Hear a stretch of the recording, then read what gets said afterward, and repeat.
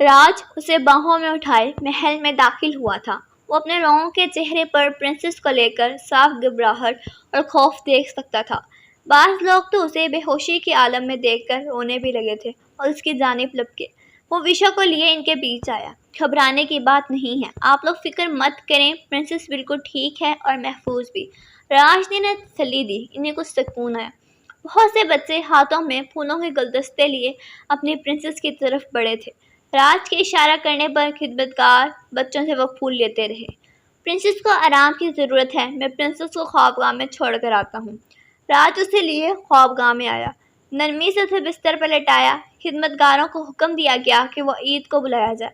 وہ عید کو بلایا گیا جس نے پرنسس کا معائنہ کیا۔ کنگ، پرنسس بالکل ٹھیک ہے، کالے جادو کا وار ہوا ہے، ان پر جسے کمزور پڑ گئی ہیں، مگر ٹھیک ہے۔ وہ عید نے کاڑے کا پیالہ راج کی جانب بڑھایا۔ ہوش میں آتے ہی ان کو پلا دیجیے گا، یہ طاقت محسوس کریں گے۔ راج نے ہاں میں سر ہلایا اور وحید کو جانے کی اجازت دی۔ خود باہر آیا اور لوگوں سے مخاطب ہوا۔ وحید نے معائنے کے بعد یہ بتایا ہے کہ پرنسس بالکل ٹھیک ہے، اس لیے آپ لوگ آرام کریں اور بے فکر ہو جائیں۔ میں پرنسس اور آپ لوگوں کو کچھ نہیں ہونے دوں گا۔ لوگ مطمئن ہو کر واپس چلے گئے۔ کچھ دیر میں ہی وہ مرر کے پاس سر جھکائے کھڑا تھا۔ مجھے تم پر ناز ہے پرنس، میں بھی بہت ڈر گیا تھا پرنسس کو لے کر، لیکن تم نے بہت سمجھداری سے کام لیا۔ آپ نے مجھے پہلے کیوں نہیں بتایا گرینڈ فادر؟ راج نے شکوہ کیا۔ گرینڈ فادر دھیمے سے مسکرا دیا۔ تم شروع سے جانتے تھے، میں چاہتا تھا اب جو ضروری قدم اٹھانے ہیں وہ ڈریگن لینڈ کا کنگ اٹھائے۔ میں دیکھنا چاہتا تھا کہ ایک کنگ اپنی کوئین کی کیسے حفاظت کرتا ہے، لیکن تم نے اپنا ہر فرض بخوبی نبھایا۔ میں بہت خوش ہوں تم سے پرنس۔ وہ بہت ڈر گئی ہے گرینڈ فادر۔ انسانوں میں رہ کر اب اس سے یہ توقع مت رکھو پرنس کہ وہ ڈریگن لینڈ کی کوئین جتنی مضبوط ہو، آہستہ آہستہ سنبھل جائے گی۔ بلیک وچ بھاگ گئی گرینڈ فادر، اب کیا ہوگا؟ کوئی بات نہیں، اس کی طاقتیں ختم ہو چکی ہیں، ابھی وہ جلد ہی تو کچھ نہیں کر پائے گی۔ تم پرنسس کی طرف توجہ دو، اسے تمہاری ضرورت ہے، اس کی صحت کا خیال رکھو۔ جی گرینڈ فادر، اس نے آنکھیں جھکا کر کہا۔ مرر میں سے ہولہ غائب ہو گیا۔ وہ دوبارہ خوابگاہ میں آیا۔ راج آ کر کھڑکی میں کھڑا ہوا اور راج کی ساری کارگزاری سوچنے لگا۔ وہ واپس آیا تو شک تو اسے اسی وقت ہو گیا تھا، مگر پرنسس کی سلامتی کی وجہ سے اب خاموش رہا اور اس بلیک وچ کا وجود اپنے آس پاس برداشت کرتا رہا۔ اس وقت میں اس نے اپنے غم و غصے پر کس طرح قابو پایا، یہ تو وہی جانتا تھا، اور اگر پرنسس کو کچھ ہو جاتا تو؟ یہ سوچ کر اسے ہی جھڑجھڑی آئی۔ پیچھے کچھ غیر معمولی محسوس ہوا تو فوراً پلٹا۔ پرنسس نے بری طرح کمفرٹر مٹھیوں میں جکڑا ہوا تھا اور بے ہوشی میں کچھ بڑبڑا رہی تھی۔ راج بھاگ کر اس کے قریب آیا اور پاس بیٹھ کر غور سے پرنسس کو دیکھا۔ ساحر، چھوڑو مجھے، دور رہو مجھ سے، قریب مت آؤ، راج بچائیں مجھے، وہ چلائی۔ پرنسس، راج نے اسے جھنجھوڑا۔ وہ ہڑبڑا کر اٹھی اور خوفزدہ نظروں سے آس پاس دیکھنے لگی۔ پرنسس، ڈرو نہیں، میں تمہارے پاس ہوں، بہت قریب، کوئی نہیں آئے گا۔ مگر راج کو اپنے بہت قریب دیکھ کر پرنس محسوس کر کے وشا اس سے بری طرح لپٹی اور پھوٹ پھوٹ کر رونے لگی۔ راج نے بامشکل اس کے رونے کے دوران اسے وہ کاڑھا پلایا جو وہی دودھ دے کر گیا تھا، مگر وشا خوف کسی طور پر کم نہیں ہو پا رہا تھا۔ وشا راج کی باہوں میں موم کی طرح پگھل رہی تھی۔ کب سے روئی جا رہی، اب راج کا ضبط آزما رہی تھی۔ شش، ادھر میری طرف دیکھو پرنسس۔ راج نے اس کا چہرہ ہاتھوں کے پیالے میں بھرا۔ میں کبھی تمہیں خود سے دور نہیں جانے دوں گا، تم صرف میری ہو، کوئی نہیں نقصان پہنچا پائے گا تمہیں، آئی پرومس۔ راج، وہ ساحر، پھر وہ سسکی، مار دیا ہے اسے میں نے، تمہیں چھو کر گستاخی کی اس نے، جس کا خمیازہ اپنی جان دے کر بھگتنا پڑا اسے۔ میرے علاوہ کوئی نہیں چھو سکتا تمہیں۔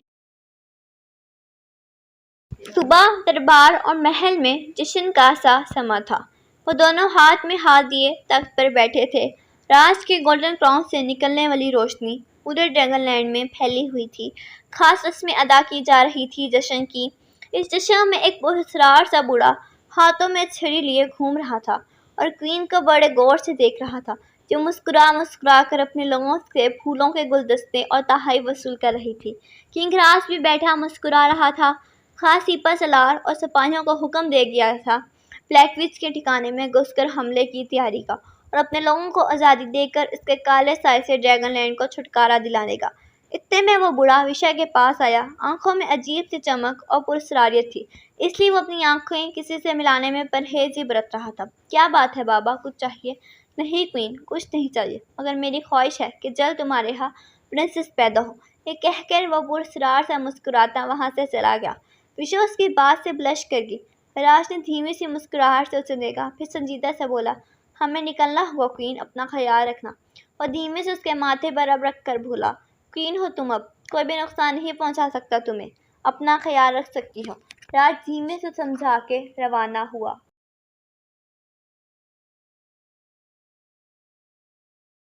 وہ بلیک فاریسٹ کے پار کالے پہاڑوں میں بنی ایک جگہ تھی جہاں راج ڈریگن بنا اڑ رہا تھا۔ کالے سائے سے بنی اسیبی چیزوں کو اور طاقتوں کو ڈھونڈ ڈھونڈ کے ختم کر دیا گیا تھا۔ راج انسانی روپ میں زمین پر اترا اور بلیک وچ کے کالے محل میں اندر تک گیا۔ آج اس قد عذاب سے کوئی نہیں بچ پایا تھا، وہ جگہ تباہ و برباد کر دی گئی تھی۔ راج نے اپنی پاورز کا استعمال کر کے پھر اس جگہ کو زندہ کر دیا تھا۔ کالے پہاڑ اب سرس و شاداب پہاڑ میں بدل چکے تھے، پھول اگ چکے تھے، چشمے پھر سے بہنے لگے۔ کنگ بلیک وچ کہیں نہیں ہے، سب جگہ ڈھونڈ لیا اسے۔ ہاں میں بھی دیکھ چکا ہوں، کہیں نہیں ہے۔ کوئی بات نہیں، کب تک چھپے گی؟ جلدی میں ڈھونڈ کر اس کو ختم کر دوں گا۔ اب چلو واپس۔ بلیک وچ کی راز دہانی ختم کر کے راج کامیاب محل میں لوٹ آیا تھا۔ وہ خواب گاہ میں داخل ہوا تو ویشا آرام کر رہی تھی۔ وہ دھیمے سے چلتا بیڈ تک آیا۔ کیا ہوا کوئین، طبیعت تو ٹھیک ہے نا؟ ویشا کسمندی سے انگڑائی لیتی اٹھ کر بیٹھ گئی۔ راج تھک گئی میں تو۔ اس نے برا سے منہ بنایا تو وہ ہنس پڑا۔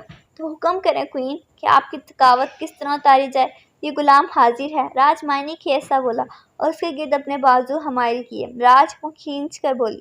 راج نے قہقہ لگایا، لیکن راج نے ویشا کے چمکتے ٹیٹو پر لب رکھے۔ ویشا نے اس کے سینے میں منہ چھپا کر جسے خود کو اسی سے چھپا لیا۔ راج میں نے آپ سے بات ہی نہیں کرنی۔ راج اس کے ادا پر بے ساختہ مسکرایا اور اسے سینے پر لٹا کر سکون سے آنکھیں موند لی۔ وہ لوٹی پوٹی حالت میں بلیک فاریسٹ سے اور بلیک ماؤنٹین سے بھاگ کر کالے پتال میں آئی تھی۔ چہرہ جل کر بالکل بگڑ چکا تھا، تمام طاقتیں جا چکی تھی، اب سوائے اس کے پاس یہاں آنے کے کوئی اور چارہ نہیں تھا۔ پتال کی یہ جگہ انتہائی بھیانک اور بدبودار تھی۔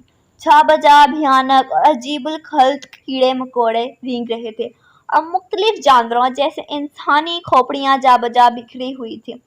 کالے سائے کے چیلے ادھر ادھر چکر لگا رہے تھے۔ وہ ایک جگہ پر پہنچی جہاں ایک انتہائی بڈھی شکل کا جادوگر آگ کے سامنے آنکھیں بند کیے بیٹھا تھا اور اس کے گرد اس کی کالی طاقتیں منڈلا رہی تھی۔ خوب اندھیرا، کوے، کالے سائے، منظر انتہائی بھیانک اور پراسرار تھا۔ کیوں آئی ہو یہاں؟ اب دفع ہو جاؤ اس وقت۔ معاف کر دو میرے بھائی سامر، میری مدد کرو، میری طاقتیں چلی گئی۔ وہ گھنٹوں کے بل جھک کر گڑگڑانے لگی۔ دفع ہو جاؤ بلیک وچ، پہلے تو معمولی غلطی پر مجھے محل سے نکال دیا، اب کیا لینے آئی ہو یہاں؟ میری مدد کرو سامر۔ کیوں؟ اس آنکھیں کھول کر مکرو سا پنکارا۔ میں کیوں کروں مدد تم جیسی مکرو عورت کی؟ مجھے کیا ملے گا؟ دیکھو میرے بھائی، تمہیں ڈریگن لینڈ کا تخت اور کوئین مل سکتی ہے اور مجھے اب کچھ نہیں چاہیے سوائے بدلے کے۔ پرنس راج کو درناک موت چاہتی ہوں میں۔ ہا ہا ہا ہا۔ اور مجھے جیسے پتہ ہی نہیں کہ وہ پرنس اب کنگ بن چکا ہے، اسے ہرانا مشکل ہے، اور وہ کوئین اب کنگ کی ہو چکی ہے، میری کسی کام کی نہیں۔ میں تو کیا کوئی اس کی طرف دیکھ بھی نہیں سکتا۔ اچھا میرے بھائی، بس ایک دفعہ، صرف ایک دفعہ میرے کہنے پر محل چلے جاؤ۔ تم تو بھیس بدل کر جا سکتے ہو، وہاں جشن کا سما ہے، کوئی نہیں پہچانے گا۔ مجھے صورتحال معلوم کرنی ہے، اپنی طاقتیں بحال کرنی ہے بدلہ لینے کے لیے۔ مکار اور چلاک تو وہ تھی ہی، سامر کو جان بوجھ کر محل بھیج رہی تھی کہ ساحر کی طرح سامر بھی کوئین کو دیکھے اور پاگل ہو جائے۔ نہیں، میں نہیں جاؤں گا، مجھے کوئی دلچسپی نہیں تم میں یا تمہارے بدلے میں، اب دفع ہو جاؤ یہاں سے۔ نہیں میرے بھائی، دیکھو میں معافی مانگ رہی ہوں نا، مجھے معاف کر دو۔ اچھا مجھے اپنے جادو سے محل کا ایک منظر دکھا دو نا، مہربانی کر کے، اتنا تو کر ہی سکتے ہو، میں پھر چلی جاؤں گی۔ جب وہ باز نہیں آئی اور زیادہ گڑگڑانے لگی تو سامر اداس آ گیا۔ کیا مصیبت ہے، دکھاتا ہوں، پھر اپنی منحوس شکل لے کر یہاں سے دفع ہو جانا۔ ٹھیک ہے، وہ اتنے میں ہی خوش ہوگی۔ سامر نے پاس پڑی کھوپڑی پر سے راکھ اٹھائی، منتر پھونکا اور وہ راکھ آگ میں جھونک دیا۔ آگ میں سے دھواں بلند ہوا اور اس میں شعلہ بن گیا جس میں محل کا منظر صاف دکھائی دے رہا تھا۔ جشن کا سما تھا، ہر طرف چہل پہل تھی۔ بلیک وچ حسد و طیش میں خانہ نظروں سے راج اور ویشا کو گھور رہی تھی۔ پھر اچانک نظر سامر پڑی، جس کی نظر بس ایک مرکز پر آ کر جیسے جم سی گئی تھی۔ وہ محبوس سا کوئین کو گھورے جا رہا تھا۔ بلیک وچ مکاری سے مسکرائی، پھر مسکراہٹ غائب ہوگی۔ سامر کی نظر کوئین سے ہٹ ہی نہیں رہی تھی۔ بلیک وچ کو کوفت ہونے لگی۔ اچھا بھائی میں نے دیکھ لیا، اب میں چلتی ہوں، اپنا خود ہی کوئی بندوبست کر لوں، وہ جان کر بولتی جائے گی۔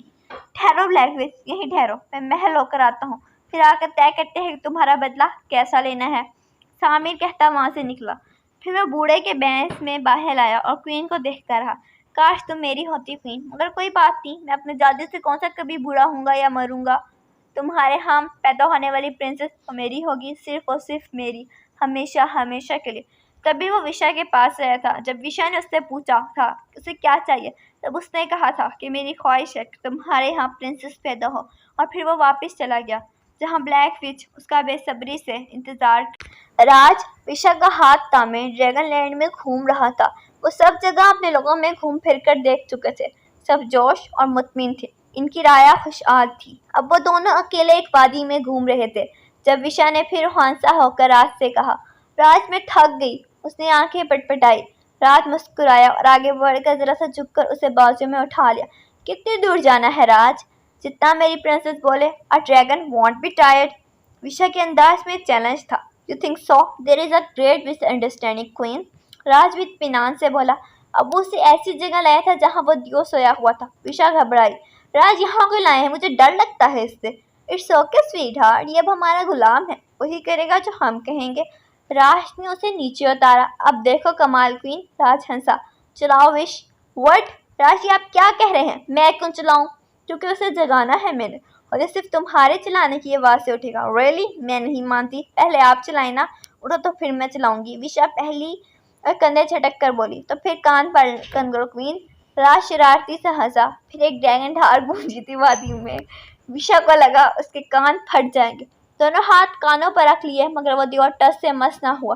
راج بس کرے میرے کان، وشا تنگ آ کر چلائی۔ راج نے کہکا لگایا۔ اب تمہاری باری کوئین۔ کنگ راج، اور آپ کو ایسا کیوں لگتا ہے کہ میں ایسا کروں گی؟ وہ اٹھلائی۔ اچھا نہیں کرو گی تو میں کراؤں گا، راج اطمینان سے بولا۔ کیسے؟ وشا نے بات ہوا میں اڑائی۔ ایسے۔ راج نے اچانک سے اپنی جانب کھینچا، ہاتھوں سے کندھوں پر گستاخی کی، اور کچھ ہی دیر میں وشا کے طوطے اڑ چکے تھے۔ راج نے اسے آزاد کر کے اسے الٹا گھمایا اور راج چھوڑے، مجھے بہت برے ہیں آپ، ایسے یہاں کیوں؟ محافظ آ جائے گا۔ وشا راج کی گستاخی سے تنگ آ کر جھنجھلا کر چلی، مگر اب وہ ان دونوں کی کلائیں ایک ہاتھ سے پیچھے باندھ کر دوسرا ہاتھ کے پیڑ میں وشا کے 14 تمبک روشن ہوئے۔ راج چھوڑے مجھے، بہت زور سے چلائی، تبھی فضا میں جیسے زلزلہ سا آیا اور سویا دیو ہیکل وجود اٹھ کے کھڑا ہو گیا۔ وشا خوفزدہ ہوئی کیونکہ وہ بہت غصے میں دکھائی دے رہا تھا۔ کس نے جگایا؟ مجھے کس کی ضرورت تھی؟ وہ ڈھارا، مگر پھر وہ گولڈن کراؤن کی چمک دیکھ کر گھٹنوں کے بل جھک گیا۔ کیا حکم ہے میرے آقا؟ ڈریگن لینڈ کی حفاظت کرو، ہر طرف نظر رکھو، کوئی کالی طاقت یہاں داخل نہ ہو پائے۔ جو حکم۔ اس نے سر جھکائے۔ وشا ڈری ہوئی تھی، اب اطمینان سے کھڑی تھی۔ راج نے واپسی کے لیے جانے کے لیے اس کی جانب ہاتھ بڑھائے، مگر وہ پاؤں پٹکتی دور آگے گئی اور محافظوں کو بلایا جو جادوئی پالکی لیے حاضر ہو گئے۔ وہ چھٹکے سے راج کو دیکھے بغیر پالکی میں سوار ہوگی اور محل جانے کا حکم دیا۔ محافظوں نے راج کی طرف دیکھا، راج نے سر کے اشارے سے اجازت دی اور پالکی لیے محل کی جانب اڑ گئے۔ راج گہرا سا مسکرایا۔ اوہو، that is angel is high, ہم کچھ تو کرنا پڑے گا۔ وہ مسکراتا ڈریگن بنا محل کی جانب